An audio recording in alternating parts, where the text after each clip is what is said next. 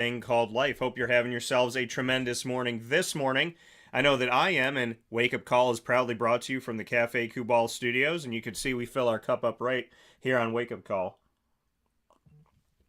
Hanging out with you and always appreciating being here with you every Monday through Friday from 9 a.m. to 11 a.m. Eastern Time, wherever you are watching and listening from around the country and the world. So wherever you are, thank you so much for being with us, and I appreciate you so very much. So thank you for hanging out with us inside of the Cafe Kubal Studios on Facebook.com, YouTube.com, and MixLR.com, all / Wake Up Call DT. We appreciate you being here, and on Facebook.com / Live Now DT, as well as on WakeUpCallDT.com's homepage. So however you're connected with the show, all around the country and the world, we appreciate you for watching and listening. And like I said, the Cafe Kubal Studios, 3501 James Street, 324 West Water Street, 401 South Salina Street, all in Syracuse, as well as on 343 Fayette Street in their double-decker cafe that you can't miss. I call it the Manlius Welcome Center. As you come into Manlius, it is right there where all roads converge. That double-decker cafe for you on 343 Fayette Street in Manlius, New York. And, of course, their drive-through location on the corner of Route 11 and Taft Road at Sweetheart Corners by the airport at Cafe Kubal in North Syracuse. So make sure you head out there today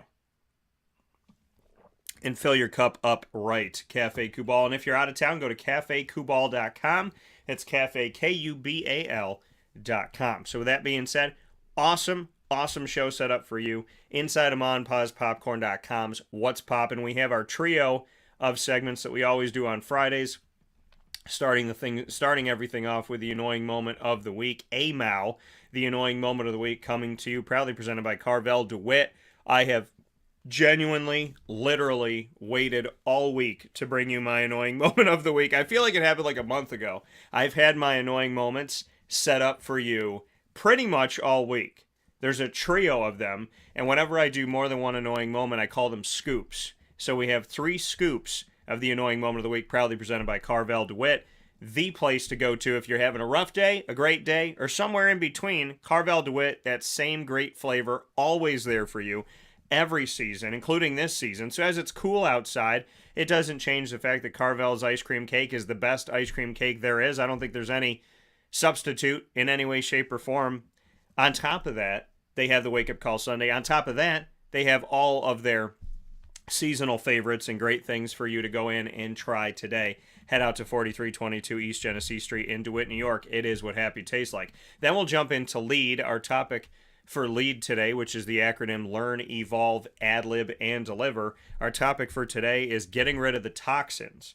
We'll talk about that and get into a broad approach of toxins and how to alleviate yourself in the new year from keeping your same bad habits. So we'll talk about all of that, proudly presented by Chick-fil-A Cicero and Chick-fil-A Clay. And then we'll get into our top dog of the week announcement, proudly presented by Canine Camp Dog Daycare and Canine Kampground Dog Boarding. In my opinion, the only place to bring your dog when it comes to short and long-term care. So top dog of the week coming to you at 10 a.m. Eastern Time. And then we typically do it on Wednesdays, but we're going to shift gears, bring it to Friday, as there was no Thursday night game. So there's 2 Saturday games and all Sunday games. No Thursday night, no Monday night football here in Week 18.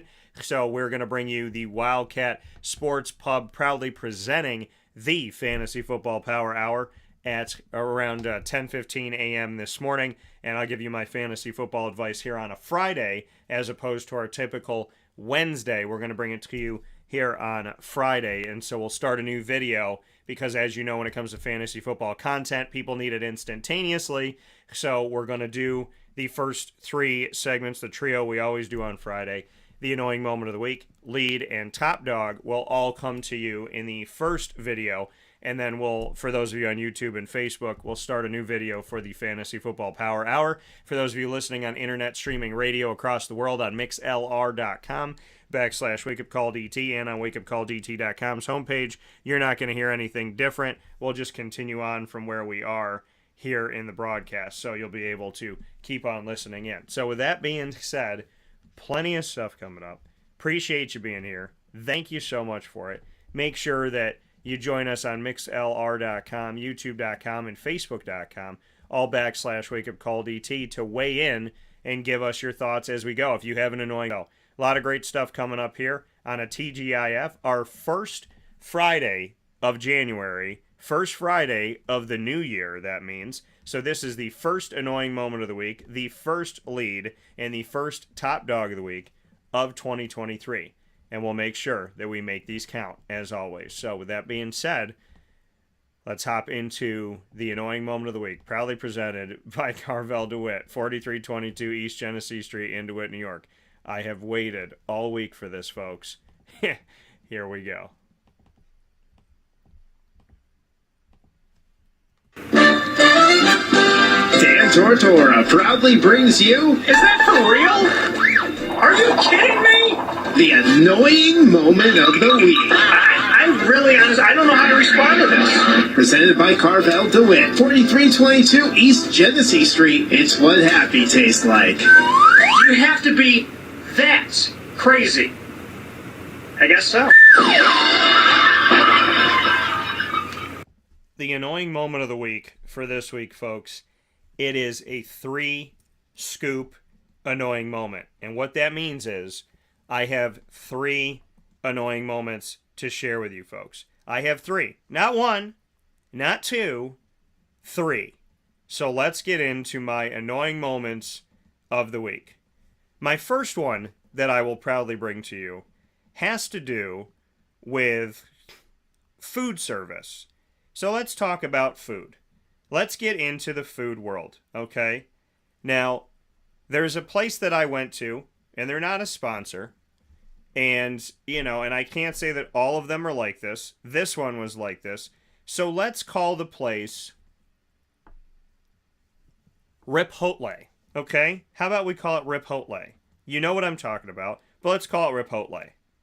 So I was there, and I have to describe this place, and I had to say where I was coming from in some way, shape, or form, because it makes sense with the type of food. So I wanted a burrito, and it's hard to find a good burrito from an authentic place in central New York, right? So here I am looking for a burrito, and I go to Ripotle, and as I'm at Ripotle, I go through the line, and I realize that the lady that was giving me chicken gave me less chicken than the guy did the last time I was in there. So I said to the lady, "Could you give me a little more chicken?" And she looked at me and she went, "Yeah." And I said, "Okay." And she threw some more chicken on there. And I was wondering, what are they going to do with this chicken? Is this going to be like okay, sorry I gave you less chicken than I was supposed to? So then down the line, she whispers to somebody and looks at me and continues on with her life.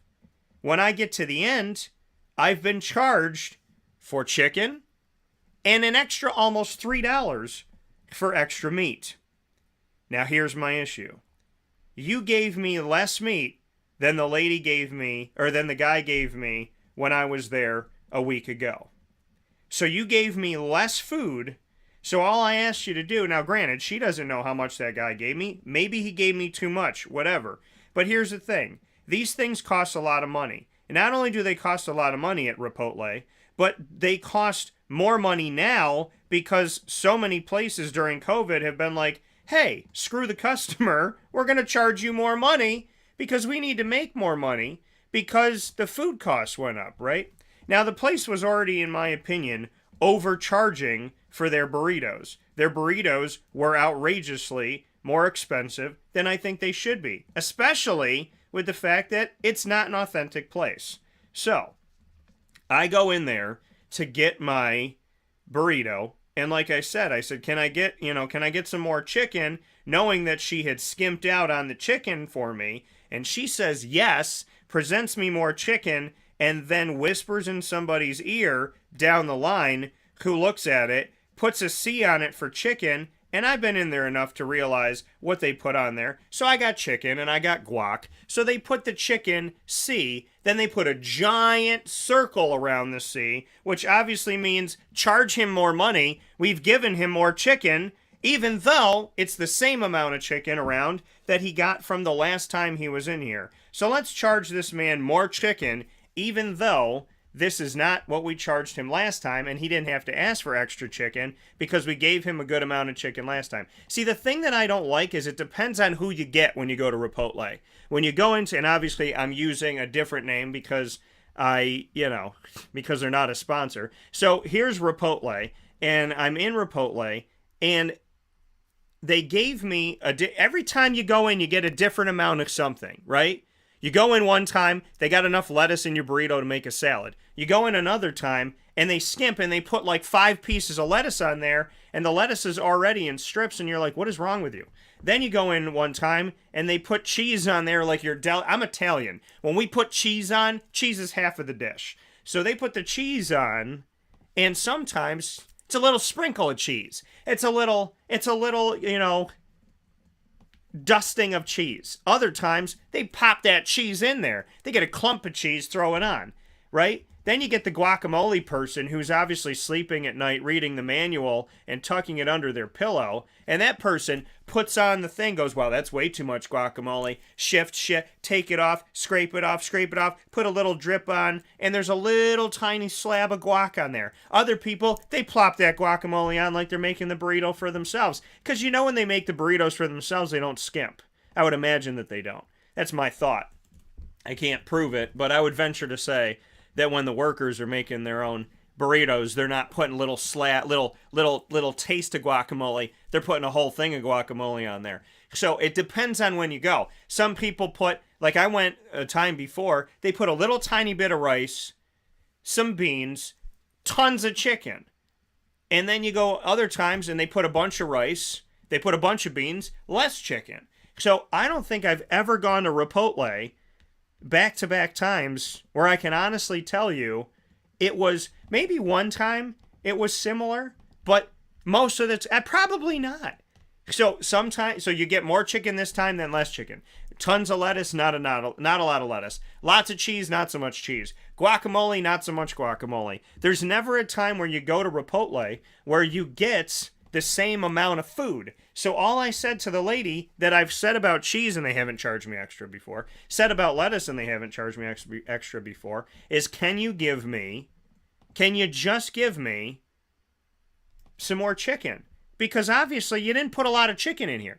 I know that most times I come, they put scoop of chicken and then another little scoop of chicken. You put a small scoop of chicken on there. Give me some more chicken. I already know it's going to cost me $11 bare minimum, which is outrageously ridiculous. But I wanted a burrito quick, and I was taking my dog home, doing my thing and all that stuff. So I want to get a quick thing and I want to go home. So just give me what you got to give me and let's call it a day. So here they are giving me the food once again with different quantities, and they skimped out on the chicken. This time, giant circle on my burrito, and they screwed up my burrito. They ripped my burrito. And so they put a burrito over the burrito. They put the tortilla over the tortilla. And everything gets done and they charge me extra. So you're paying over $2 for guacamole, which is insanity. On top of that, you're paying $2.95 for extra chicken, which isn't extra chicken. It's just the chicken that I had last time. But the lady doesn't know that the guy gave me more chicken last time because nobody on that line understands. You hope that you get the person when you go into Chipotle, you hope that you get the person that's making your burrito or your bowl or your whatever the way they would make it for themselves. You're hoping that they're going, yeah, I want chicken. Yeah, I want that. That you're just popping it on. When I worked at restaurants, when I would make a salad, I made a salad chocked full of goodness and just like piled it high for these people to enjoy their salad. I didn't give them a little tiny bit of salad with 3 croutons and had them fight over the third one on their first date together. I didn't do that to these people. I think it's ridiculous that people, literally, whoever you have on the line, they're either going to make you a really good burrito, chock full of goodness, or they're going to make you a burrito, which is rationing things off for the Cold War. And that's what I got this time. And here's me asking for more chicken, thinking that I'm telling this lady very nicely, you screwed me on the chicken. You didn't give me a lot of chicken here. And then she never said to me, it's going to be extra. She just whispered, looked at me, and then went about her merry way. And as she went about her merry way, here I am getting charged extra money. So that's my first annoying moment of the week. My second scoop of the annoying moment of the week, proudly presented by Carvel DeWitt, goes to, well, my next two scoops have to do with the same day. So I've been traveling, as I always do. And in my travels, I end up in the airport, of course. And when I'm in the airport, you go to the bathroom. Well, I was in the bathroom. I was in one of the stalls. And I had some time before the flight. So I'm like, okay, gonna go to the bathroom, go to the stall, have some peace, nobody around me. Great. A woman comes into the men's bathroom to have a conversation. Now, I don't know if she didn't know where she was or if she didn't want to be in the women's bathroom because she feels like men would care less about her conversation. I have no idea. But this woman came into the men's bathroom and proceeded to have a conversation that was very personal and loud. And it was, hey, yeah, no, you know what? I'm going to get a couple shots today. No, the day that I deserve what I've been through. I deserve some shots. I'm going to do this, blah, blah, blah, blah, blah. Then it turned into something that was very sad to hear, where they were like, are you going to come visit me? You know, I'm going to text you the address, or I'm going to let you know, are you going to come see me?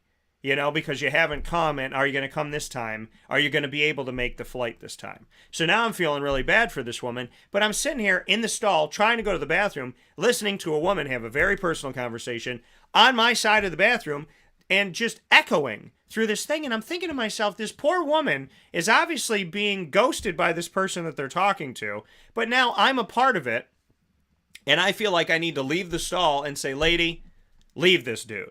Or this woman, whoever you're with, leave this person because there is no reason why you should be with this person. Also, please take yourself out of the bathroom. But I couldn't say that to this woman because A, I was going to the bathroom, and B, this is my third annoying moment of the week. I saved the best for last.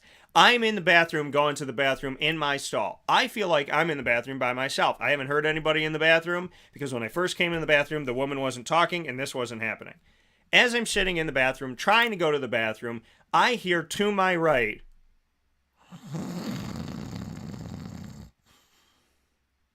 and then silence. 4 minutes later, silence. I grab some toilet paper, they hear the roll, rip. Then all of a sudden, they wake up, they rip some toilet paper, and 2 minutes later. So when I would make movements, sometimes the snoring would stop, and sometimes it would jog them to make a decision. But then they'd go back to sleep. Folks, I can tell you this with utter certainty. I've never been in the bathroom where I could prove that somebody in the stall next to me was sleeping on the toilet while I was there. And this person wasn't sleeping for a little while. This person was sleeping on and off for many minutes. I don't know how long the person was in the bathroom. I don't know if this was a place that they went to find some privacy so they could take a nap. Maybe they didn't feel safe falling asleep with their stuff in the airport unless they were in the bathroom locked in a stall where nobody could get to their goods and services. I have no idea. All I know is that when I'm trying to go to the bathroom, the last thing in the world that I thought I would hear from a paper-thin wall right next to me was...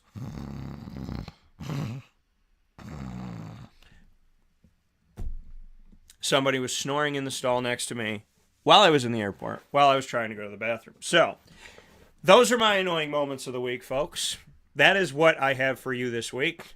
Skimping out on my chicken, then charging me extra like you didn't skimp out on it for me, having different quantities every single time. Also, the woman having a full-blown personal conversation in the men's bathroom. I have no idea where she was standing because I was trying to go to the bathroom. And the thing about this whole thing is she's talking, then there's something in the wall going on behind me. It sounded like someone had, either a mouse had scurried into the wall or somebody was trying to drill through the wall to get to the other side. I have no idea what was happening in the bathroom wall behind me. To the guy next to me that was sleeping, to the woman that came into the men's bathroom to have a very personal conversation with somebody. I cannot tell you that I fully understand anything that happened to me that day, But it's where I was. It's what was going on. And I never in my life thought that I would hear a man sleeping, snoring in the bathroom in the stall next to me. And here's the thing about going to the bathroom, okay? And I tell people this all the time. Because people are like, you can go to the bathroom. You can go to a public restroom and go to the bathroom. And I'm like, yeah, why? They're like, I can't go. How can you go to the bathroom around other people? Because when my body has to go to the bathroom, my body doesn't go, hey, I have to go to the bathroom. Are you alone? Oh, you're not? I'll wait. My body says to me, I have to go to the bathroom. Period. Sometimes I have to go to the bathroom, exclamation point. That's all my body says. My body says, I have to go. That's it. I dated somebody one time. We were at Hollywood Studios. She came in Hollywood Studios 10 o'clock in the morning. She goes, I have to go number 2. I said, all right, I'll wait for you. She goes, you think I would go in public? I'll wait. So 2 questions. Number 1, 3 questions actually. Number 1, why are you telling me you have to go to the bathroom if you're not going to go to the bathroom? Number 2, why are you not going to the bathroom in the public? And number 3, how does your body tuck it away like that? She didn't go to the bathroom until 8 o'clock that night when she had to go at 10 o'clock in the morning. My body would have revolted against itself. My body would have fought against itself. Now, Jason said, going to call you with Gracie later so you can help me explain this to her. What, to go to the bathroom in public? Gracie, my niece, love Gracie, love my little niece Gracie, love my little niece Carly, and love my nephew up in heaven, Mr. Carter. So, love you all, appreciate y'all, love you, Jaybird. So, here I am, in the bath. When I have to go to the bathroom, I go to the bathroom. It's as simple as that. 1, 2, whatever it is. When you got to go potty, you go potty. How do people not know that? How do you not know that? Gracie, you got to go at school, honey. I love you to pieces, but you're gonna hurt your body. When you don't go to the bathroom when you have to go to the bathroom, okay? What did they teach us in Liar Liar?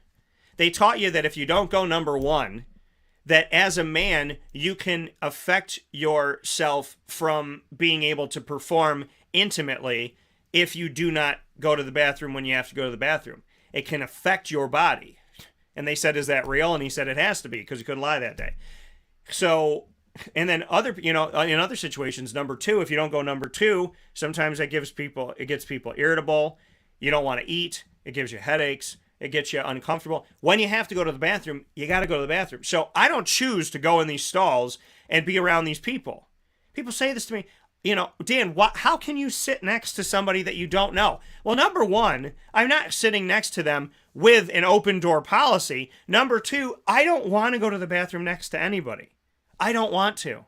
If it was up to me, my body would say, let's wait until we get home. I'm good. Let's just wait until we get home. There's nothing wrong with me. We'll just do it when you get home. But that's not how life happens, right? So you go to the bathroom, and that's not me saying I want to be, constipated. I'm not saying that, God, at all. I'm saying it's much more fun to be at home when you could sit and relax. You're in your own familiar confines. But when you have to go to the bathroom in public, you got to go. I don't know how people hold it, and I don't know how that's good for your body in any way, shape, or form, because where does your body tuck it for 12 hours in the case of that woman that I was dating, or 10 hours in the case of that woman that I was dating? So where does the body put it? I have no idea. I don't want to know. But when I'm in the bathroom and I'm in a public restroom, I already don't want to be there. I already don't want to be around other people. I don't want anybody to hear me. I try to go to a stall that's away from everybody. And beyond all of the stuff I already don't want to do, I got a woman in there having a personal conversation with a man that doesn't seem like he wants to date her at all. And on top of that, I have to have a man snoring next to me. And about 3 or 4 times, I want to say 3 times, he woke up and then went right back to sleep. So here I am trying to go to the bathroom in peace, in silence, trying to just relax and get done what I need to get done so I can leave this place and never have to come back to this bathroom ever again for the rest of my life. And this man is snoring, wholeheartedly snoring. God bless him. He was having a good night's sleep in that toilet. And I don't know how he was doing it. So weird to me. So weird. And I feel like public restrooms are only getting weirder. By the way, I'm going to throw this at you as an annoying moment of every week. Don't you ever go into a bathroom and talk to another man when you are at a urinal standing, well, I mean, really in any case, but especially when you're in a urinal and you're standing up, if there is 10 urinals and I'm going to go to one far away from everybody. If you come all the way next to me and you talk to me, don't talk to me. Don't ever talk to me when we're in the stand-up urinal. I'll never forget the story that they said that Brett Favre went into the bathroom and some guy followed him into the bathroom and asked him for an autograph while he was standing up going to the bathroom. If I was Brett Favre, I would have been like, dude, I'll give you an autograph, maybe, because I'm kind of pissed right now, but pissed literally and figuratively. But leave the bathroom and let me consider doing it. Like, I understand you don't want to miss them, right? And you don't want to be the awkward guy standing outside of the bathroom, but you also don't want to be the awkward guy standing in the bathroom. I would rather be the guy standing outside of the bathroom, knowing Brett Favre was in the bathroom, saying, how do I find a way to walk up to him when he comes out of the bathroom and ask for an autograph? That's a lot better than being in the bathroom looking at him. And I've had 2 situations standing at a urinal where a guy looked like he was looking over the urinal at my stuff, talking to me, that he kind of like looked over and was like, hey, how you doing? I think one guy winked at me. Don't do that. Don't do that. Kevin said, I think I may have come in at the wrong time, bathroom talk. No, it's the annoying moment of the week, Kevin. And if you came in late, here's your catch up of the annoying moment of the week. As a woman, I don't know why this woman came into the men's bathroom and had an adult conversation in the men's bathroom, fully blown, loud as all get out, and I felt really bad for this woman, but I also wanted her to leave. Secondly, never thought that I'd have a man snoring next to me on the toilet in a public restroom, or in any restroom situation. Never thought that there would be a man snoring next to me, and it was out of nowhere. I came into that bathroom, I got everything set, luggage, all that stuff, relax, have a good time, about to go to the bathroom, and in like 10 minutes in, very weird thing to hear. Kevin says, I'm on a plane and I may lose you. You're not going to lose me, Kevin, because you've listened in 30,000 feet up in the air before. All I'm telling you, Kevin, is be happy that the restrooms on the plane are just one person. By the way, while we're speaking about bathrooms, can the plane bathrooms, because planes are big, right? Most planes are big. Can we make the plane bathroom a little bit larger than a 78-pound person? Can we make it a little bit larger? Because I don't want to touch anything on the plane as it is. And I really don't want to touch, like, I'm on the air, like, I don't want to touch, my body doesn't want to touch anything. Okay? When I'm in a public place, I don't want to touch anything. Pre-COVID, post, I don't want to touch anything.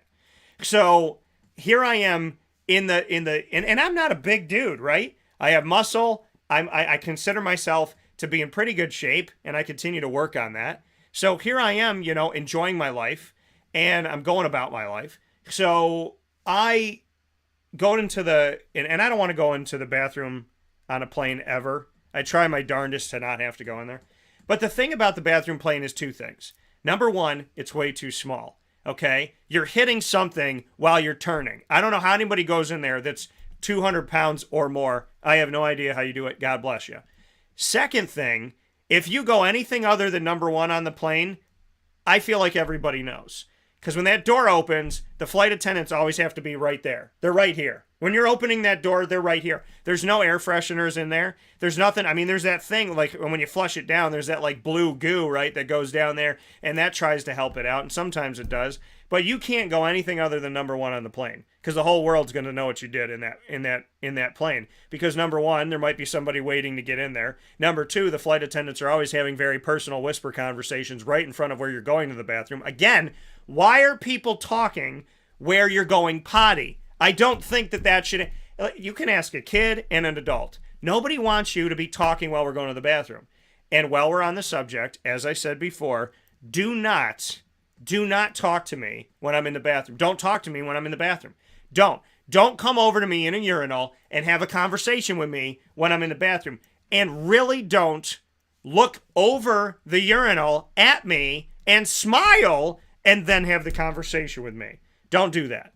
There's bathroom etiquette. Don't snore in the bathroom. Don't have public conversations in the bathroom. Don't yell in the bathroom. Don't look at other people's stuff in the bathroom. I feel like I'm a teacher going, when you go to the bathroom, Timmy, don't go over to Billy and look at his stuff and go, hey, Bill, what you got going on over there? Don't fall asleep on the urinal because it makes people feel... I mean, it came out of nowhere that this guy was sleeping. I didn't even know there was somebody in the urinal, let alone somebody having a good night's rest. So, a lot of bathroom talk this morning. Sorry, but it's true, okay? I don't think anybody listening and watching worldwide is cool with somebody snoring in the bathroom, cool with hearing someone's personal conversation. Because if you're in the bathroom and you're in the stall, you already know I'm here until I'm done. So whatever happens until I'm done, it's not like I'm just going to run out of here because I'm not done. So until I'm done, I'm going to hope that people are nice. I'm going to hope that people are normal. I'm going to hope that somebody's not drilling through the wall behind me. Somebody's not snoring. Somebody's not getting personal. And how about the thing about the person that shakes the door? When the door's locked, there's somebody in it. Who's the person that's shaking the door? That's like, hey, hey, you know? Then there's that little kid who's like, the parent's not paying attention. They're trying to climb under the stall and look at you. I don't like any of this stuff. I don't want to go to the bathroom around anybody ever. And Greg said no potty whispers. No, don't talk. Don't talk, okay? Don't. Now, if I go in there with a buddy of mine, right, and we're like broadcasting together or whatever, and we're talking on the way in, there's like a moment of silence, right? Let's all take a moment of silence while we go to the bathroom, and then whatever. And then you see each other outside and you talk, whatever. But my thing is, it's a very personal thing that you have to do in public. Nobody wants to do this. I think if you polled a bunch of bears, they would say, I don't like to poo in front of the other bears. In the wild, I don't like doing it. I like to run away, find a tree. I'm trying to poo while I'm sitting there pooing. There's a bear that somehow climbed up in this tree, and here I am pooing in silence, and I hear... Because Bill the bear had a long night last night chasing people. I don't know why. Nobody likes doing this. Nobody likes going to the bathroom around anybody. Not bears, not butterflies. If they even go to the bathroom, I'm assuming that they do. Maybe they don't. I have no idea. But bears don't like it. Butterflies don't like it. People don't like it. Nobody likes to go potty next to each other. I would tell you, if there's a potty in heaven, I'm firmly believing that God doesn't put us all in stalls next to each other. I don't think he does. That's my opinion. But I feel like God wouldn't do that to us. So many weird things happen in bathrooms. So many weird things happen in public restrooms. But to have somebody snoring and a full-blown conversation going on at the same time, I just sat there in the stall going, why? Why? And this guy that fell asleep, I'm thinking, like, do I need to wake him up? Do I need to knock on the thing? Like, is he going to miss his flight? What did Kevin say? Stay off the phone while in a public bathroom. Oh, yeah, there's that, too. I was in a bathroom. I remember exactly I'm not going to say the airport, but I remember, because it has nothing to do with the airport, but I remember the airport that I was in. And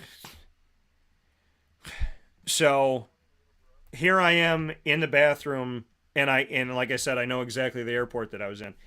And while I'm in the airport, in this bathroom, there was a guy. So this must be a thing, right? I have to have a story for the left and the right. So on my right side, there was a guy snoring in the bathroom. So this story has to do with the left side. On my left, there was a guy that got on the phone. He had a full and complete conversation. And the conversation was a sexual conversation. It was a very strange... By the way, also when I was in an airport, when I was at the gate going down into the plane, when I'm going through the jetway, right? So you scan your ticket and you go and you stand in the jetway and you wait to get on the plane, that thing that comes out, that bridge to the plane. So here I am standing in it, and there was a guy behind me. By the way, I know him, very notable NFL player, and he's behind me, and he's talking to maybe his wife, maybe his girlfriend. I have no idea who she was. But he's talking to this girl about what he's going to do to her when they get home. And everybody can hear it. I can hear it. We're in the jetway where everybody's like this. We're very close to each other. And he's like, yeah, you like that? You going to come and get this tonight? And I'm like, why do I feel... And it's like he was whispering but not whispering, but it was right behind my ear because everybody's close, that it felt like he was telling everybody what he was going to do to all of us. I was like, I'm not a part of this.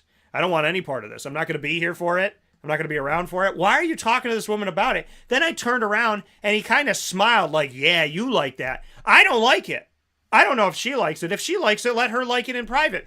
Why are people, basically what I'm saying in the annoying moment of the week today, is why are people doing personal things, or why are people taking their privacy and putting out in the public area?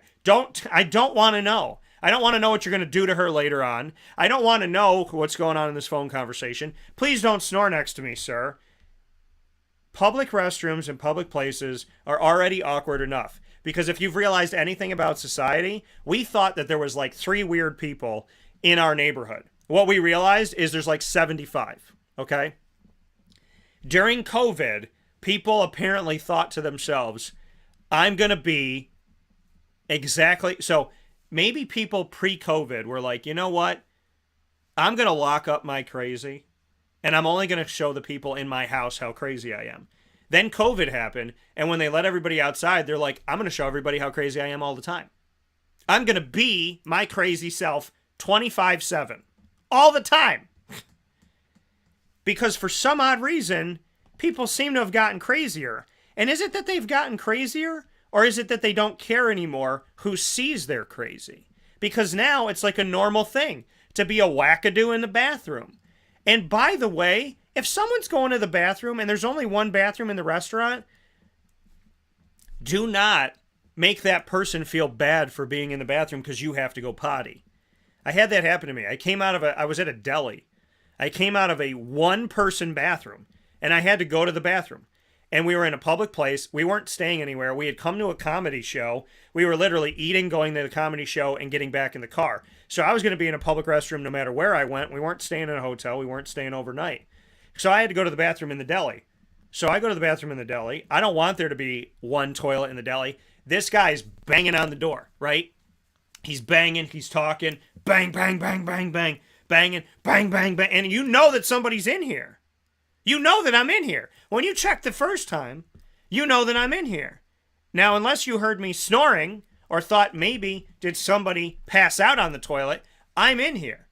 Bang, bang, bang. So I finally get out of the bathroom. I rush myself out of the bathroom, which is not fun to do. I get out of the bathroom. I open the door. The guy is leaning on the door, and he stares at me, total stranger, in a city that I had never been to before. Or I'm sorry, I had been once before. Total stranger. I opened the door, and he goes, really? And I went, yeah, really. And then I walked out. Like, what is your deal, bro? I'm not trying to hold you up from going potty. But I had to go. And I was first to the toilet. So you're going to have to wait. I don't like making somebody wait. I don't like anything about public bathrooms. Nothing. I don't like when there's one person, because then you feel like you have to rush because you feel like someone's going to bang on the door and pick a fight with you like that idiot. I don't want to hear people snoring. I don't want to be around people having personal conversations. I don't want to know what you're saying on the phone. And this guy was talking on the phone about some really weird stuff. You know, to the point where I'm like, I'm going to wait until he leaves the stall, or I'm going to try and leave before him because I don't want to see his face. Because if I see his face, I'm going to feel compelled to be like, sir, are you okay? You know what I mean? It's like, I don't want to put a face to the voice. I don't. I didn't ever see the person that was snoring next to me, so I'm choosing to believe that maybe I just heard a snore. Maybe it wasn't real. Maybe it never happened, because I don't want to believe it happened. So, bathroom etiquette, go potty, in silence. Maybe you can listen to music to yourself, but go potty. Do not have conversations with strangers. Do not snore. Do not talk dirty to your girl while you're sitting on the toilet, because that's gross. You can have conversations at other times, right? You can do things at other times. Concentrate, focus, release, and go about your day. We'll take a step aside for a fast break. Concentrate, focus, release, and go about your day. I thought that was great there. We'll take a step aside. This has been the annoying moment of the week, proudly presented by Carvel DeWitt, 4322 East Genesee Street in DeWitt, New York. It is what happy tastes like, and nothing about the public restroom it sounds happy. So let's move forward, let's move on, and let's go to Carvel DeWitt to try and have better memories than the ones that I had in the bathroom this past week. We'll be back after this fast break for Lead, Learn, Evolve. I could literally I feel like I haven't even gotten my point across yet. Like, I feel like I could keep going about this, but we'll go into lead, learn, evolve, ad-lib, and deliver right after this fast break. Proudly presented by Chick-fil-A Cicero and Chick-fil-A Clay. Thank you for tuning in to Wake Up Call with Dan Tortora and hearing my 3 scoops of the annoying moment of the week. We'll be back inside of the Cafe Kubal studio right after these awesome messages from our fantastic partners.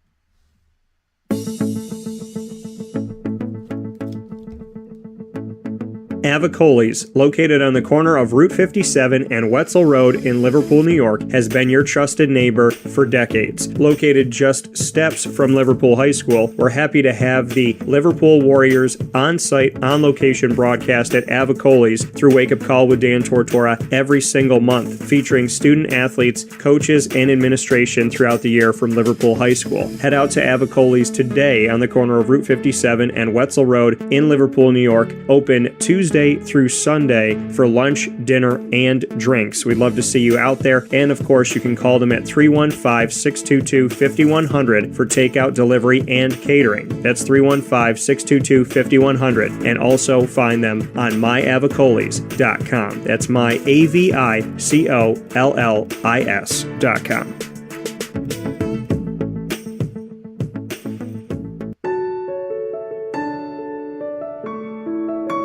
Having peace of mind when you're out of town that your furry-loving friend is safe and sound means taking them to Canine Kampground, because we all know that when it comes to the love of our pets, it goes well beyond the call of duty to make sure they're safe and sound. Right, Lily?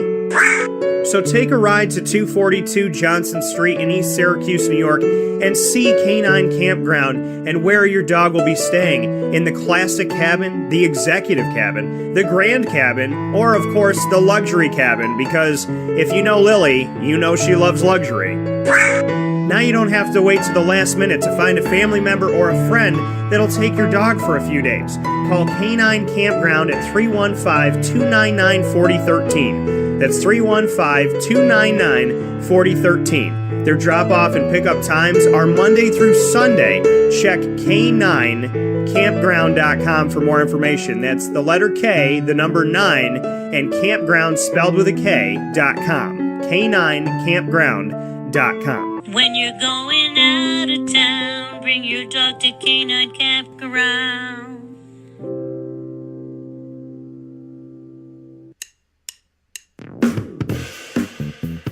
PB&J's Lunchbox, the food truck that you love finding all throughout Central and Upstate New York, now has a street-side cafe. So when you're craving their traditional favorites as well as their out-of-box amazing menu items, you can now head to 663 Old Liverpool Road in Liverpool, New York. Located just minutes from the highway, the Thruway, Destiny USA, and Onondaga Lake Parkway, PB&J's Lunchbox Street-Side Cafe is there for you Monday through Saturday from 9 a.m. to 7 p.m., serving breakfast, lunch, and dinner all throughout the day. Get breakfast for dinner, dinner for lunch, whatever you fancy, including their award-winning grilled peanut butter and jelly sandwich. Find them at 663 Old Liverpool Road in Liverpool, New York. PB&J's Lunchbox, where we love to know what's in your lunchbox.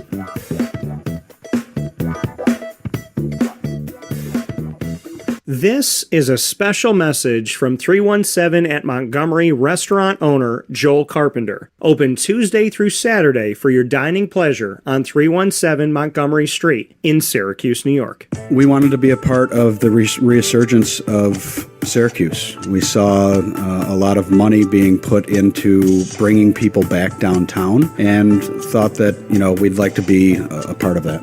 I love putting together a good dish where people see it first, they fall in love with it, and then it tastes just as good as it looks. We want to provide the best food in Syracuse that we possibly can, and we want you to leave here talking to your family, your friends about what you had to eat first and foremost, but also our service, and to walk out feeling like you're part of our family. I work out in the front of the house a lot, and I love walking to every single table, asking them how everything is, and people looking at me and smiling and saying, this is the most amazing short rib I've ever had. This is the most amazing filet I've ever had. And Donna is great. Sarah's amazing. Thank you for coming over and talking to us. And them just being truly happy for the experience that they've gotten. 317 at Montgomery Restaurant, part of the fabric of downtown Syracuse, located on 317 Montgomery Street in Syracuse, New York. Open Tuesday through Saturday for a unique and memorable dining experience.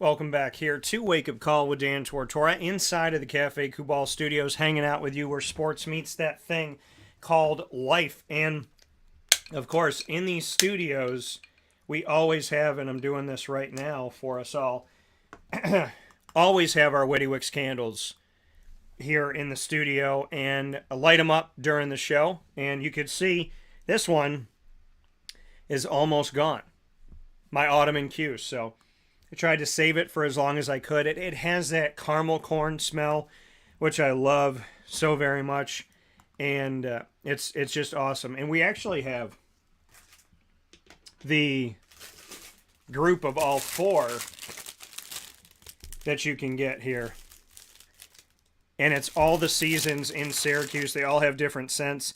Spring, summer, autumn, and winter in Cuse. I have these here in the studio as well. We've given away a gift basket that had those in those before, and maybe we'll do it again.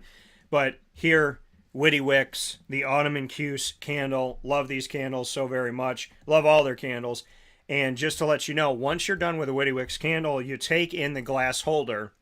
And if you turn in the glass holder, not only are you recycling and doing good for the environment, but you get a discount from there because you turned in the glass piece of it. So if you turn this back into them, you'll get a discount for your candle future purchase, which is a great thing here. So big shout out to Witty Wicks, and always good to have them here in studio. So sometimes you see it right here in the corner. Sometimes they're off camera, but they're always lit and always here. We also have the 315 sign, and we have our Cuse pillows that come to us as well as other parts in the studio. There's a reason why and a method to the madness of what's behind me here, that we have a bunch of stuff from Witty Wicks on 190 Township Boulevard in Camillus, New York, to support upstate New York, central New York, the 315 in general, and of course Syracuse. And you got the Syracuse pillow with the new dome in the bottom of the 315 here, and then you have the Cuse Home Sweet Home, so you could go and pick up all of these awesome local connected products by going to Witty Wicks, 190 Township Boulevard in Camillus, New York. You can also go to wittywicks.com if you're out of town. And Greg said that's many scoops of annoyance. Yes, it was, Greg. A lot of scoops of annoyance, and coming right here to you inside of the Annoying Moment of the Week, proudly presented by Carvel DeWitt. Let's jump into Lead now. Lead, Learn, Evolve, Ad-lib, and Deliver, proudly presented by Chick-fil-A Cicero and Chick-fil-A Clay. This acronym comes to you every Friday as the second of our trio of segments that come to you every single Friday morning. And this coming to you after the Annoying Moment of the Week. Lead, the acronym I created by the grace of God, by the thanks of God. Coming up with this idea, I was like, I want to make an acronym. I want it to be a word that's obviously a good word on its own. And then I want to, have an acronym that makes sense. So I went through a few things, and with the good Lord here by my side, we were able to put this together and, just sitting there coming up with ideas. And I always thank God for working with me on these ideas and appreciate so very much that connection that I have with God and in our relationship always. Creating Lead was created December of 2019. COVID happened in our nation. We felt it the beginning of 2020. And so for me to have this segment, Learn, Evolve, Ad-lib, and Deliver, it was all of the things that we had to learn during COVID. And so it's just interesting that this segment was born before COVID, predating COVID, and helps out in so many ways of what we've had to do these last few years, which is to learn, to evolve, to ad-lib, right? Be able to change up on the fly and to deliver on the promises that we have for ourselves and for others. Today's topic for Lead, proudly presented by Chick-fil-A Cicero and Chick-fil-A Clay, is getting rid of the toxins. Now, some people have certain toxins, other people have others, right? Some people's toxin is going back to a bad relationship because it's all you know, right? Sometimes it's carrying baggage from one relationship to another relationship, and that's your toxin, is your baggage, right? Wherever you go, you're carrying baggage. Other times, it's you being in bad situations, bad friendships, bad relationships, a family that didn't maybe show you love. So when you are surrounded by love and you have people trying to love you, sometimes the toxin is how you come into that relationship and you seek to destroy everything good around you because you've only known bad and you don't think you deserve good, right? There's that toxin. Other toxins are literal things that people are addicted to, right? People addicted to, I'll call it intimacy, but you know what I mean by it. People addicted to that. People addicted to drugs, to alcohol, right? And so there are people that get addicted to food. I've been around people that use food as an addiction. So they eat away their feelings. So getting rid of your toxins is what we're talking about today in Lead. Well, how do I get rid of the toxin, Dan? Right? Well, you know, those of you that are watching and listening, some of you might know you have a toxin. Some of you might deny that you have one. Some of you, right, they say the first step is admitting that there's a problem. So there's some people that are watching and listening today saying, Dan, I don't have one, right? I just drink every Saturday. Well, if you drink consistently every Saturday, that's a form of addiction, right? Because if you're going 52 Saturdays, not missing a Saturday to drink, that means on Saturday your body's going, I need it, and you're going, okay, here it is. So some people can't admit that they have a toxin.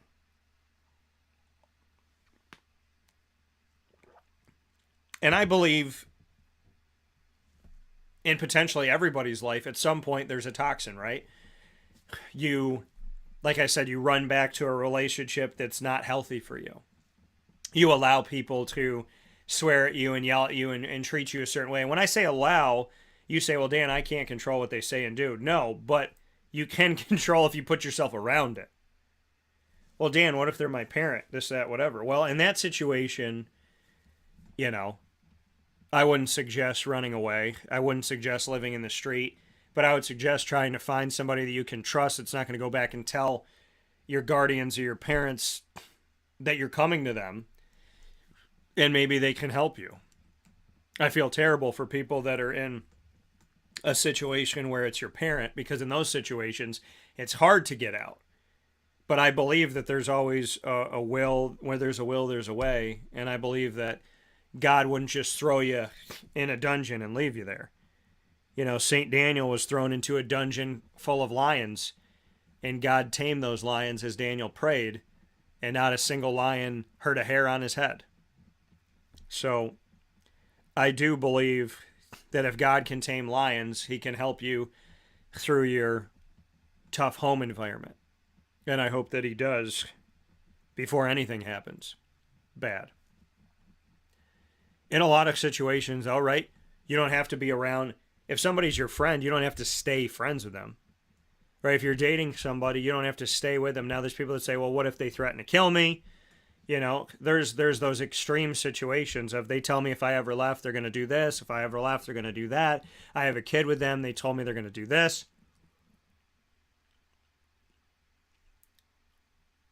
I want to believe that, and I believe in God, and I want to believe that no situation is impossible to get out of. So sometimes getting rid of the toxins is getting out of the environment. I don't date people that disrespect me. I used to, and I was realizing that there were people in my family that were disrespecting me, hanging the phone up on me, lying to me, yelling at me, wanting me to feel bad about myself, constantly wanting me to be the scapegoat, projecting all of their issues on me and yelling at me instead of facing the issues for themselves. And I realized I was dating people that were mirroring that. I was dating people that called me names, that yelled at me, that swore at me, that hung up on me, that used me, manipulated me, abused me, threatened me, because I was reliving things that were happening in my family.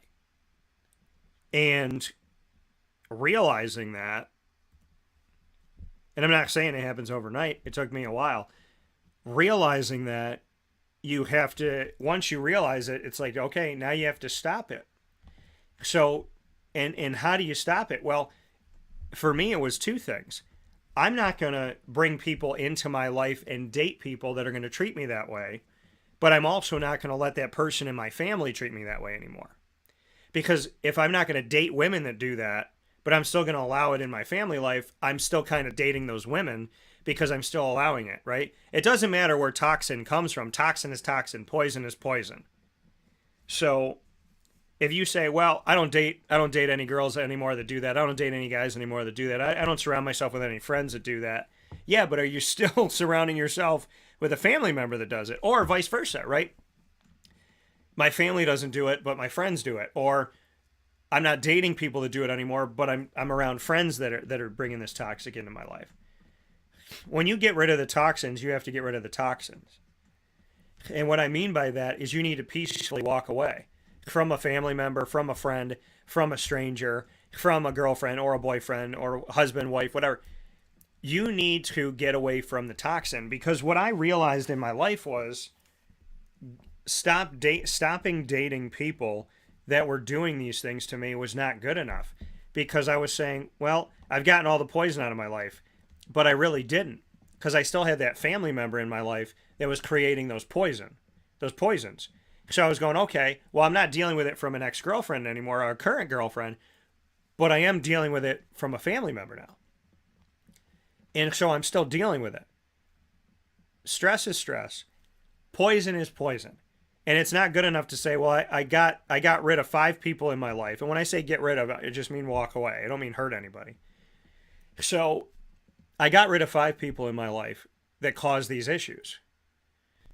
But did you get rid of the 6th person? No. So then those issues are still there. The problem is the issue. It doesn't matter who it comes from. The problem is the issue. Right? As somebody very intelligently said in my life, Daniel, it doesn't matter where the toxin comes from. It's going to kill you no matter where it comes from. If it comes from a family member, a friend, a stranger, a girlfriend, a boyfriend, whoever, no matter who it is in whatever life, if they hand you a toxin and you drink it, you're going to die. It doesn't matter who it comes from. And that's true, and it's right. So I did a good enough job of releasing myself from the girlfriend toxin, but I still had the friend toxin. Then I released myself from the friend toxin and the girlfriend toxin, but I still had the family toxin. And now it's time to release yourself from all of it. Because keeping any part of toxin in your life is going to feel like it's all there. You know? If I don't have my ex-wife in my life anymore, but I keep somebody in my life that brings to the table all the things she brought to the table, then it's like I never left her. It's like I never released myself from that poison. It's like I never left the pain and the suffering, because I just replaced her pain and suffering with somebody else's targeted toward me. So when I say get rid of the toxin, I'm saying get rid of all of it. Okay? There's no parent in your life that has earned the right to treat you like garbage. There's no grandparent in your life that's earned that right. There's no brother or sister, cousin, aunt, uncle, nephew, niece,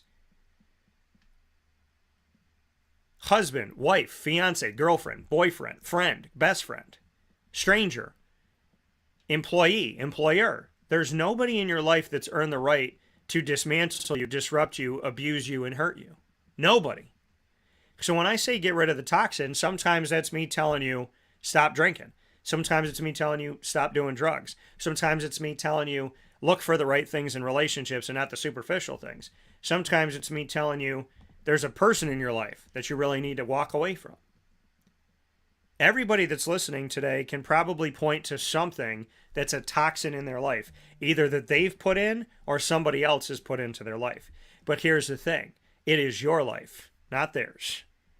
So if you have put a toxin into your life, it is up to you. Now, granted, you can get help, and I suggest you do if you need it, but it is up to you to decide to take that toxin out of your life. Be it a person or be it something you brought in. And you say, Dan, what if I'm the toxin? Are you saying that I should get rid of myself? No. I'm saying that you need to reevaluate your habits and think about what is healthy and what is not healthy. What is life-giving and love-giving and what is not. If you're doing something in your life that doesn't offer positives to your life, then let it go. If it's a temporary high, let it go. Because temporary highs need temporary highs forever to keep you temporarily high. Right? Drugs, intimacy, gambling, alcohol. If that gives you a temporary satisfaction, you're going to need to temporarily continue to put that in your life, or else you're never going to be satisfied. What you're essentially doing with those things is you're temporarily putting a Band-Aid on something that you really honestly need to heal from. You can't put a Band-Aid on a bullet wound. And I think that's what a lot of people do with extracurriculars, be it substances or actions. People go to those things to temporarily feel better, and you feel better. You do. For an hour, for a day, for a night. And then you feel crappy in the morning, or the next day, or the night, or the next hour. See, that's the issue about this stuff, is that things that have temporary satisfaction have temporary satisfaction. They don't have eternal satisfaction.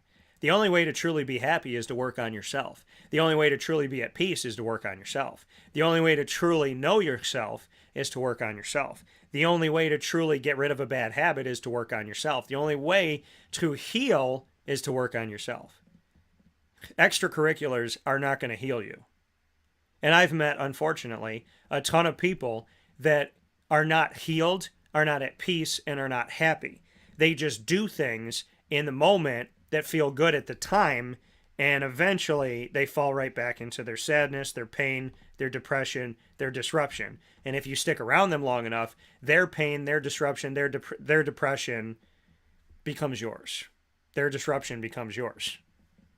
If you're around toxic people, eventually you become toxic. If you surround yourself with toxic things, eventually you become toxic. So how do you get rid of them? How do you get rid of the toxins? Well, again, you first have to admit that there's a problem.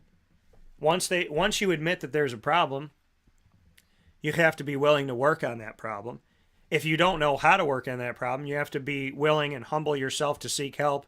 Seeking help does not mean that you're weak. When I was growing up as a kid, if anybody sought help, it meant that we were crazy or weak or both. That's why a lot of us didn't seek help. So you have to know that it's not weakness to seek help. It's actually strength. Because you're looking to make yourself a stronger person. And you're looking to be good to the people around you, be them strangers or people that you know. So seeking help is not weakness, and seeking help doesn't mean that you're crazy. Because if you know that you have a problem and you're willing to fix it, that's a sane thought. That's not a crazy thought. A crazy thought is, I'm going to keep going down this road over and over and over again, destroying everything in my path because I don't want to work on myself. That's the crazy thought. That's not the sane thought. The sane thought is, I've gone down this path long enough. I keep hurting people. I keep hurting myself. I don't want to do it anymore. I want to get better. So I'm going to go get better. I'm going to go help myself. I'm going to get better because I don't want to hurt myself and I don't want to hurt others anymore. That's a sane thought. That's not a crazy thought. So I implore you to go out there and to help yourself get better. Seek help. Nobody's ever been hurt from prayer, right? Pray, meditate, take a walk, talk to God, have an open dialogue, reach out to your friends that really truly care about you and love you, and find your way home. If you don't have a home, you have to make a home, or else you're going to keep bouncing from place to place, searching for a home, and that's never going to be healthy. Trust me on that. I know somebody who doesn't have a typical family, so he latches himself on to other people's families, and he becomes very toxic to himself and the people around him because of this constant need to have a family. So you have to admit that there's a problem. Once you admit that there's a problem, you have to seek help. I suggest that you pray, and I suggest you go talk to somebody if you really need to. And you work on it. Because toxins in your life never go away. Think about it like this. If you were sitting in a room and somebody released a toxin through the vent, the air vent, into that room, if you pretend like it's not there, it's still going to get into your lungs. If you ignore it, it's still going to get into your lungs. If you yell at it and tell it to go away, it's still going to get into your lungs. The only way to release that, to keep that toxin from getting into you, is to close your vent. And you close your vent by facing your issue, knowing where it's coming from, getting to the root of it. Because sometimes the root of your problem is one person that's in your life that's just toxic. Other times it's saying, in my case, wow, I've dated women for over a decade that all had the same MO. They all talked to me like this. They all treated me this way. They all did these things to me, and I let it happen. So I had to find the root of the problem. The root of the problem was I was dating people that were treating me the same way my family was treating me. So I had to realize that the root of the problem was I wasn't stepping up. I wasn't standing up for myself with this person. I was accepting this from this person, and that behavior, because I accepted it subconsciously, I was accepting it from my family because I love my family and they're my blood, and then I started accepting it from other people. Because here's the thing about it. If you accept it in one part of your life, you're going to end up accepting it in other parts of your life. Good, bad, or indifferent. If you accept toxins into your life over here, you're going to accept them over there. It's just reality, right? If you're late for one thing, you're late for everything. That's reality. If you accept yourself being late here, then you're going to be late for everything. If you accept somebody in your life who yells at you, hangs the phone up on you, calls you names, you're going to eventually let somebody else hang up the phone on you, call you names, and yell at you. So I had to go find the root of the problem. I had to find that I was accepting it somewhere else. And then I had to stick up for myself and stop accepting it there so that I don't accept it elsewhere. Because if I accept it here and tell myself I'm not accepting it and I've broken up with all the people that have done this to me, but it's still happening in my family, guess what? Eventually I'm going to date somebody again. They're going to do it. I'm going to make an excuse for them and I'm going to accept it again. I need to get rid of it everywhere. Tell everybody in my life, family, friend, coworker, colleague, girlfriend, boyfriend, everybody in your life. And I'm saying all that stuff in a broad scope. In my sense, it's girlfriend, fiance, wife, family, friend, people that I work with. If I'm not going to accept this, I'm not going to accept it. Because if I'm working with a business partner and I let them use and abuse me and say mean things to me, and I let them kind of, like I said, use me and abuse me, I'm going to let a girlfriend use me and abuse me. I'm going to let a family member use me and abuse me. I'm going to let a friend use me and abuse me. I'm going to let a stranger use me and abuse me. You can't be mutually exclusive when you let toxin into your life. Chances are, if you allow somebody in your family to abuse you, you're going to allow that in a relationship, right? Somebody gets beat by their parent, they're going to let somebody beat them in a relationship. Or they're going to beat somebody up in a relationship. There's something to be said about the cycle of bad behavior continues until somebody breaks it, right? What do they say about, generational racism, generational prejudice, generational sexism? Well, it's the same thing with abuse. It's generational. If you abuse your children are more likely to abuse their children and other people around them. Right? That's reality.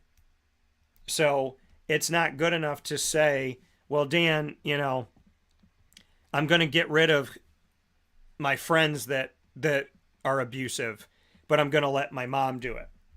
I'm going to get rid of my girlfriend that's abusive, but I'm going to let my best friend do it. No, because eventually that's going to creep back into your family, back into your relationships, back into your friendships, back into your work environment. If you let anybody talk to you some kind of way, then everybody can talk to you that kind of way. Because if you've already accepted bad behavior, you're going to end up accepting that from multiple places. And before you know it, you're going to fall right back down the hill that you climbed up of. It's not good enough to say, you know what? I got rid of the friends that made me second guess myself. I got rid of the girlfriend that was constantly calling me names. I stopped talking to that aunt who always wanted me to feel bad for who I am. But I kept this person who does all three of those things. No, because essentially you never got rid of the relationship with your aunt or your girlfriend or your friend, because here they are, all embodied in one person. The last person I dated was a perfect cocktail of multiple abusive relationships that I had been in. And I had to see that and realize that and eventually walk away from that. Because why would I come so far to get nowhere? So getting rid of your toxins, admitting there's a problem, finding the root of the problem, working on that, and being willing to say goodbye to people, places, and things that cause you to be unhealthy. There is no place, no thing, and no person on this earth that should ever make you not want to be alive, not love yourself, and want to hurt yourself. Nothing. Nothing on this earth should be in your life that is trying to work against you constantly, getting you to second guess yourself, to hate yourself, to be mad at yourself, to not trust yourself, to question yourself, to allow abuse. You would not believe the amount of people that try to manipulate you until you realize the amount of people that have tried to manipulate you. Some people don't even know that they're doing it because they've been manipulated and it's just something that they've copied. So if you need help, seek it. I tell people all the time, you can reach out to me. I've been through a lot. I'm more than happy to help you. Facebook at WakeUpCallDT. Send me a message. Twitter at CallDT. Send me a message.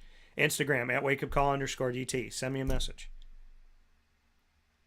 dtstays@gmail.com. Send me a message. I'm not saying that I can fix the world because I am not God. But I can listen and I can try to help and I can say, here are my suggestions.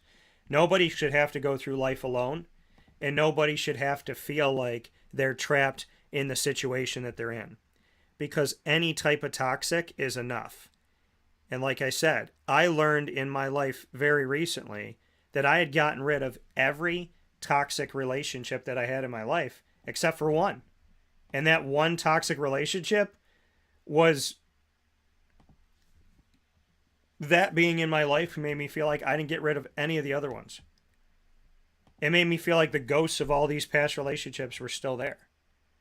Until you face it all, you don't really face any of it. Now, I'm not saying you can do everything at once, but until you handle all of it, it's still there. Right?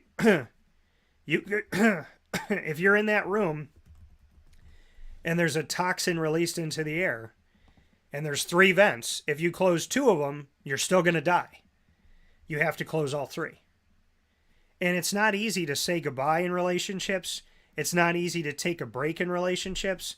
It's not easy to stand up for yourself in relationships.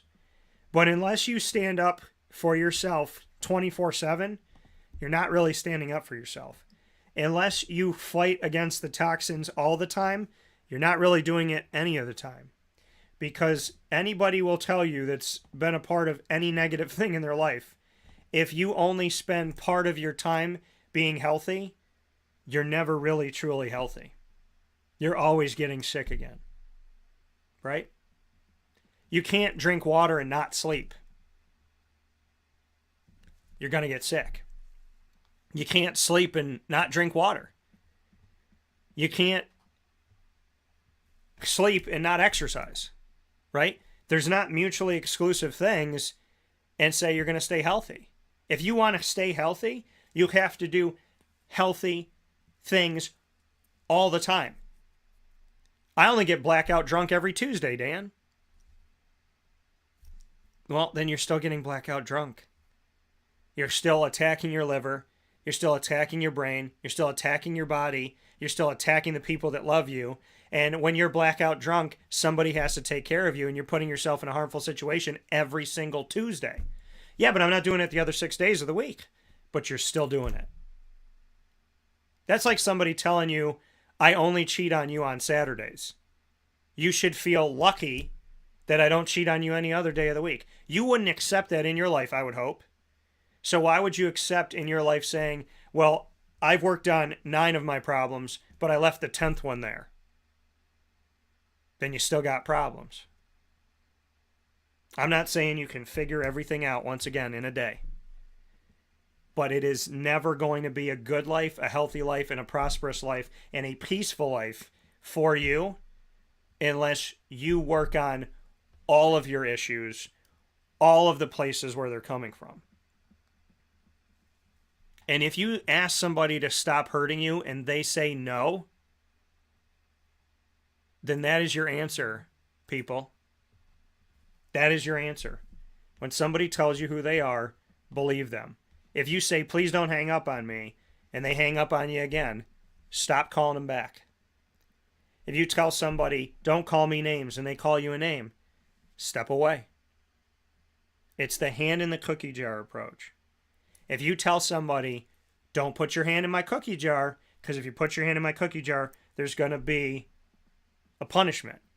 And then there's no punishment, then they're going to keep eating the cookies.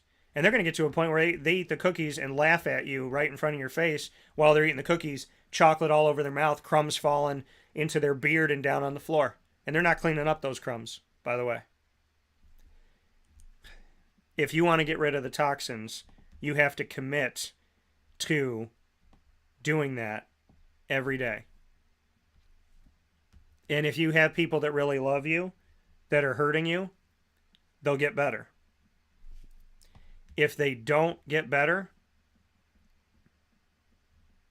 then they can blame you all they want for walking away. But if you tell someone, please stop hurting me, and they say no, they're the reason why you left, not you. Again, that's a form of manipulation, and people use it all the time. Instead of fixing what they're doing wrong, they just tell you to deal with it or else. And nobody in your life should threaten you or guilt you into doing anything. Crocodile tears shouldn't work at all, and they definitely shouldn't work twice. We'll take a step aside. This has been Lead, Learn, Evolve, Ad-lib, and Deliver. Faith-based segment here for you every single week in a faith-based show to remind you that taking care of yourself is an everyday thing.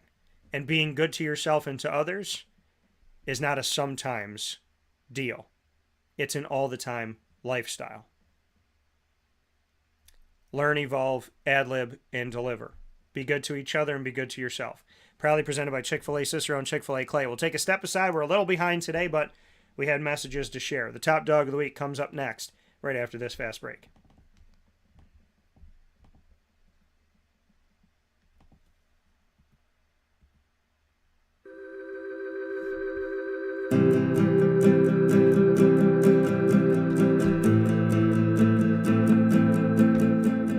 Cafe Cabal offers same-day local delivery of our products, offering no delivery charge for Onondaga County. Shop cafecabal.com for fresh roasted coffee beans, cold brew, travel mugs, and all your essential Cafe Cabal needs. Cafe Cabal, coffee for the soul.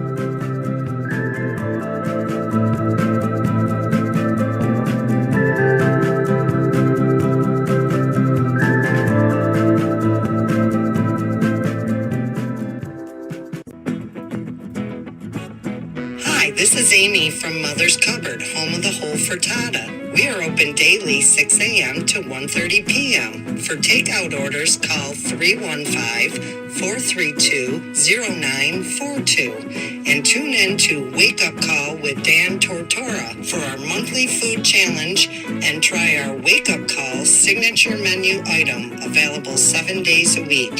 Here at Mother's Cupboard, we are Central New York, and it's our honor to serve you. Ma and Pa's Kettle Corn and Popcorn Factory remind us that every day is worth celebrating. Find them at 201 Old 7th North Street in Liverpool, New York. Open Monday through Saturday in-store and all the time online at maandpaspopcorn.com. Serving our Central New York community and beyond. You can order all throughout the country at maandpaspopcorn.com. And remember to get your tins, which have in-store half-price refills forever. Ma and Pa's Kettle Corn and Popcorn Factory, available to you for fundraising and all of your events by calling 315-450-6272. That's 315-450-6272. Ma and Pa's Kettle Corn and Popcorn Factory. How corny are you?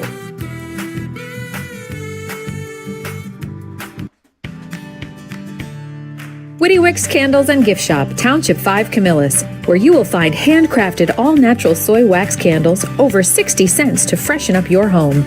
We carry a wide range of locally made items, Salsa Q's, Syracuse Salt, and Chocolate Pizza Company, to name a few. Let our knowledgeable staff help choose unique gifts and keepsakes for any occasion. Gifts for family and friends, and maybe a little something for yourself. Witty Wicks Candles and Gift Shop, Township 5 Camillus. This is a special message from Merritt Brady, owner-operator of Chick-fil-A Watertown on 1290 Arsenal Street in Watertown, New York. Chick-fil-A for me has always been about the people. I think it starts with the strength and leadership of the Cathy family. It's just amazing to see a family-run business reach the altitude that they have. Second mile service is something that we embodied at my previous business, and the ability to make people feel like they're the only person at your establishment, that you are there to serve them that day and looking for those extra ways to make them happy, to anticipate what they need next is what makes me tick. And I'm going to have so many opportunities at Chick-fil-A to do that. It's one of my favorite things to eat in the world. My favorite application question or interview question when I'm interviewing is when I get to, have you ever eaten at Chick-fil-A? And a smile hits both their ears. You know, they can't even answer the question for a second. And when I see that, it's like, man, that's going to be a great hire. They already get it. They already feel it. They already know that we're different. The Chick-fil-A experience, it's a real thing. And then, of course, just our generosity and community involvement and making a positive impact in the lives of our team members, our guests, and the community in general, I think is really the secret sauce.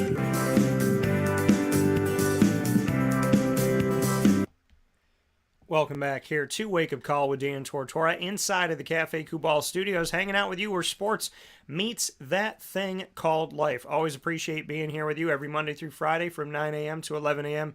Eastern Time, and cannot thank you enough for being a part of the broadcast here on Wake Up Call with Dan Tortora. So thank you for being here with us. You just heard from Merritt Brady, the owner-operator of Chick-fil-A Watertown, open for business, opened here in late October, and has been rocking and rolling since the day that it opened. I was there on opening day, got there at, I believe, 6 o'clock in the morning.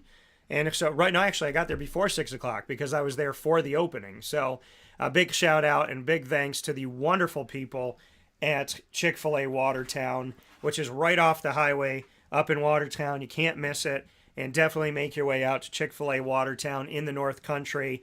A big shout out to Merritt, as well as to Catherine and the entire Brady family, and the incredible family that they have up there, filled with wonderful people who are so supportive and so loving, and that extended family of the Chick-fil-A family. Much love to every single one of them, as always. So the Chick-fil-A family, great. Chick-fil-A Watertown, great. The Brady family, wonderful and so beautiful to get to tell their story and continue to tell that story. So make sure that you head out to Chick-fil-A Watertown today and all throughout your week, except for Sundays. As you know, they are closed on Sunday. So make sure you head out there every day of the week besides Sunday. I don't want you to have... See, I've done that before when I've been in the airport. I'm like, oh, yeah, this is great, you know, and I forget that I'm traveling on a Sunday, and I've gone, like, all the way over to Chick-fil-A. I'm like, I know what gate it's in, or I know, like, what terminal it's in and all that stuff, and then I get there, and then it hits me, and I'm like, oh, no. so make sure that you definitely pay attention to when it's Sunday. But, you know, in as many years as I've had Chick-fil-A, I still want it on a Sunday. Like, it works. That, you know, that it definitely works. Because on Sunday, I'm always like, man, I want Chick-fil-A. And I can't get it on the Sunday, so I'm like, all right, well, Monday morning, I got to get over there and get some Chick-fil-A. So head out to Chick-fil-A Watertown. Much appreciation. And thanks to them. And, of course, Chick-fil-A Cicero and Chick-fil-A Clay, all of your Chick-fil-A's here in Central and Upstate New York, proudly partnered with Wake Up Call with Dan Tortora. And that is my honor and my privilege. So with that being said, we jump inside of the Cafe Kubal Studios to the top dog of the week. My top dog of the week is always presented by Canine Camp Dog Daycare and Canine Kampground Dog Boarding. Canine Camp Dog Daycare is in East Syracuse. The Canine Campground Dog Boarding is right around the corner in East Syracuse. Right off of Bridge Street. I said bite off of. That made some sense there, right? Because we're talking about dogs here. Right off of Bridge Street. You will find them there. The Daycare is located on 228 Old Bridge Street in East Syracuse. Their phone number is 315-437-7110 to call them to make an appointment for the daycare for your pup or your grown dog, whatever breed, whatever size. You can bring them over to the daycare. You can also bring them to the campground for longer-term care, and that is located on 242 Johnson Street in East Syracuse, and you can call them at 315-299-4013. That's 315-299-4013 to get in touch with the daycare and the campground, respectively. My top dog of the week is Damar Hamlin, but it goes beyond Damar. It's to everybody fighting right now. It's to people going off of the lead segment. It's to people fighting addiction. It's to people in tough relationships. It's to people health-wise fighting for their lives. Because to say that it's for Damar, I believe I'd be doing a disservice to say it's only for Damar. And Damar helping kids and things that we've learned that he's done in his life, it shows that he isn't just about Damar, so how can I be? So Damar is a beacon of hope. My top dog, my first top dog of 2023 is every single person, every animal, because I know they have souls. I've witnessed it.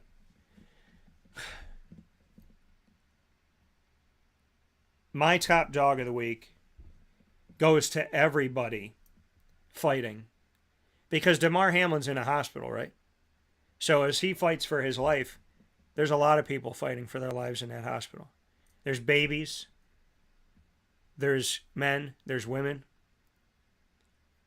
There are people in that hospital, or any hospital, potentially, with a sickness that could be life-altering,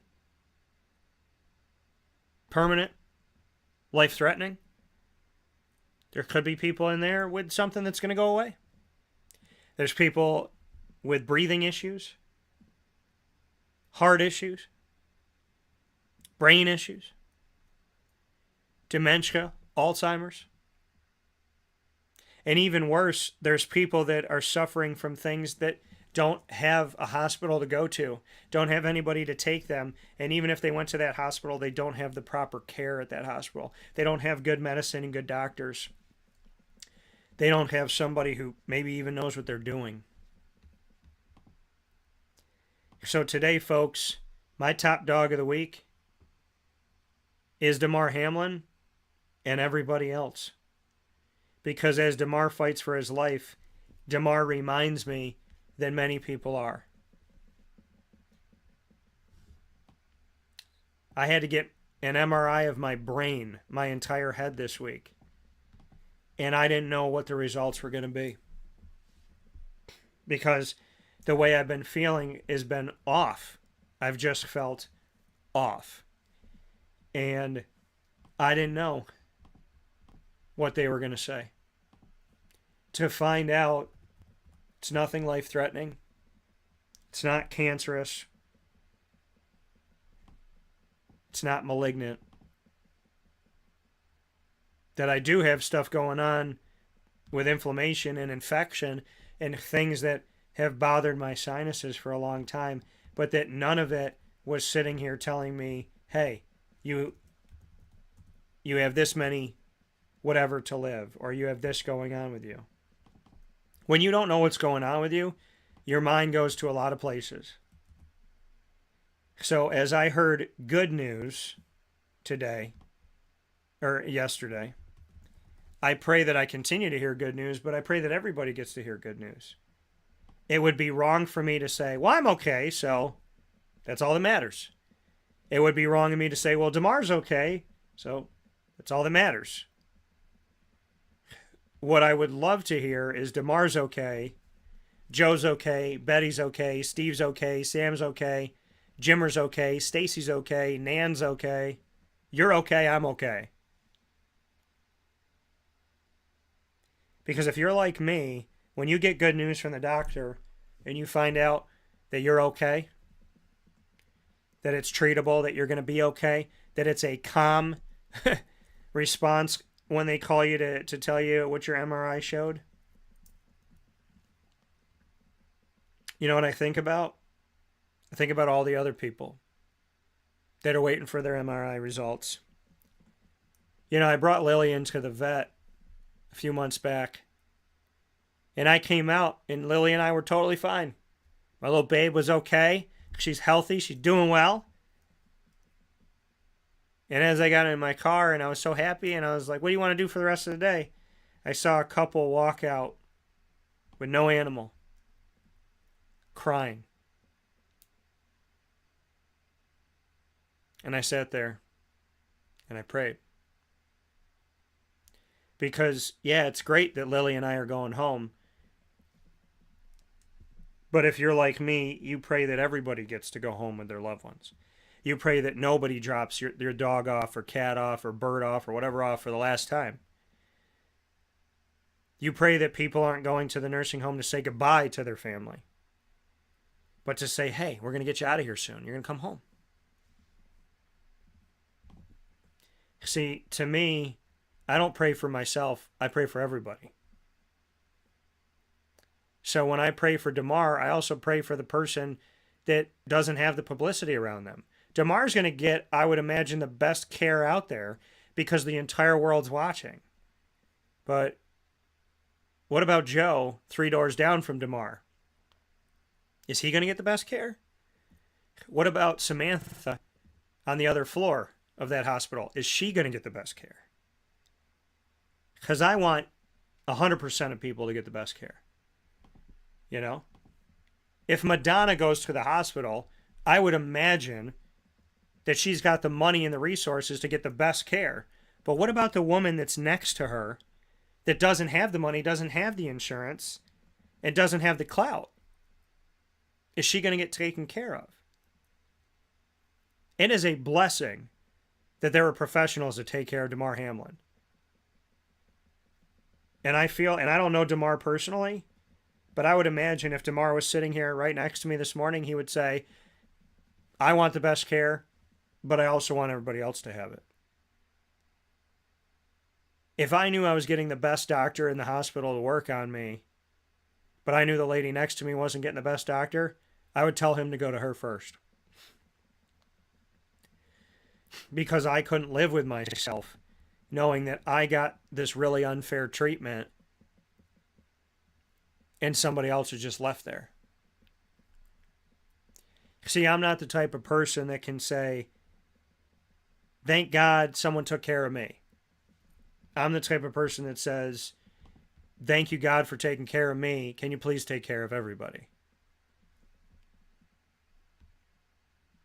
If I was in a room and everybody was starving and somebody knew me, so they gave me a big sub, I would cut that sub into all the pieces needed to feed everybody in that room, no matter how hungry I am. I might even go without eating a piece of the sub. So my top dog of the week is DeMar, because DeMar, I want you to know, if you can hear me, to keep fighting. And I also say my top dog of the week is everybody else who's fighting against addiction, fighting to get out of an abusive relationship, fighting to break their bad habits, fighting a disease, fighting something in their control, fighting something out of their control, fighting a dictatorship, or living in a country or a town or a place where they are treated poorly. My top dog, my first top dog of 2023 is every single breathing being that is fighting against something, because I want you to know that you're not fighting it alone. I am here to pray with you, to help you in any way that I can to be healthy, safe, happy, and to get home and to your family, or to find a home and make a family, or both.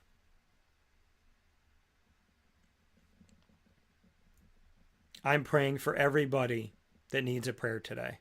You're my top dogs of the week because I want you to know that I could not celebrate the first top dog of 2023 picking just one person. I couldn't celebrate the top dog of the week zeroing in on one thing. Because when it comes to what we saw with Damar Hamlin, it made me care about him, pray for him, think of him, send love to him. And it also made me think about everybody else in that hospital in Cincinnati and everybody everywhere else. You're my top dogs of the week to start off the new year, and you're always my top dogs, because I want you to know that if you are out there fighting with morals, values, and goodness to be healthy, be well, against things you can control and against things you can't, I want you to know that God has your hand and I have your other one. And I know that God has your back, and I know that I have your back. And I want everybody that's fighting today to know that you are not doing it alone. You are not doing it without prayer. You are not doing it without somebody somewhere wanting the best for you, always. My top dogs of the week are every single breathing being, animal, human, whatever, that is seeking to heal, get better, be well, and stay well.